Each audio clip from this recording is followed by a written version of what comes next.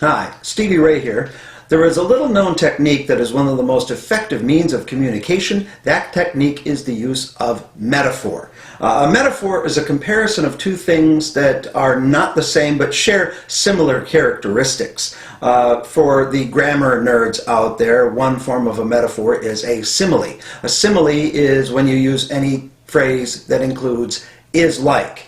My heart is like an open book is a simile, whereas I'm steaming mad is a metaphor. All similes are metaphors, not all metaphors are similes, but let's get back to the practical application.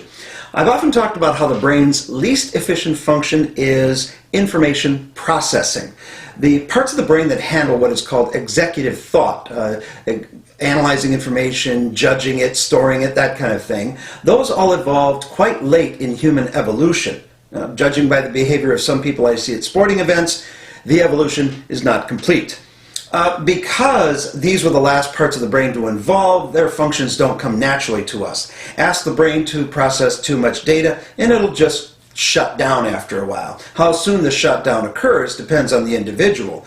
An actuary can stay focused while analyzing the cost-benefit analysis of insuring a teenage driver who has multiple vehicle accidents on his record, whereas I shut down as soon as my accountant says, I have something for you to read. On the flip side, a metaphor, the brain's most efficient function is pattern recognition. The brain seeks patterns every day because it helps us fall into habits which are productive for us, and actually pattern behavior and habits cause us less stress. These two disparate brain functions will dictate whether we accept or reject information.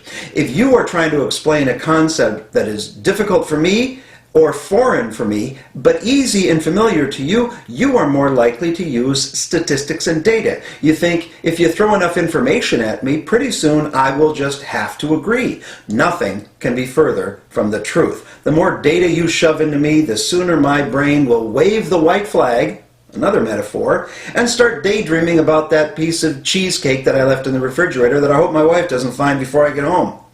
Metaphors are better at creating understanding because they access the pattern recognition part of our brain. Because the brain likes patterns and hates data, it is easier for the brain to remember something old than imagine something new. Imagining requires processing, whereas memories are simply patterns set in the brain's neural network.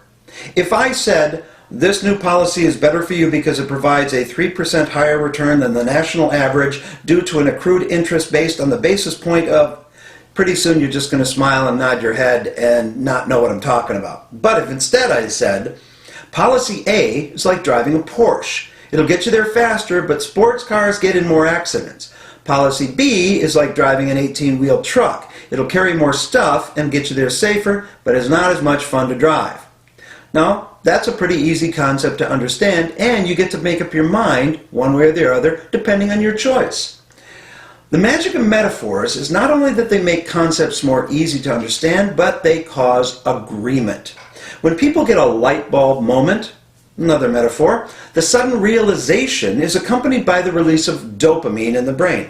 Dopamine is a neurotransmitter that is released whenever we experience something pleasurable. Eating good food, laughter, or when a police officer says, I'll let you off with a warning this time.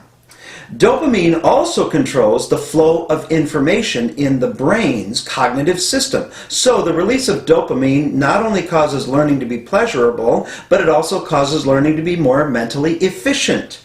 To make metaphors effective, you have to make the comparison a familiar one. You can't use a fishing metaphor with somebody who's never picked up a rod and reel. So, take a look at all the information you want to share with other people and find out how you can create a metaphor for that information instead of just using statistics and data. You will make the conversation shorter. Metaphors take a lot less time than citing information. And it'll make agreement a piece of cake. I know. One last metaphor. Thanks for watching. I got to get back to work.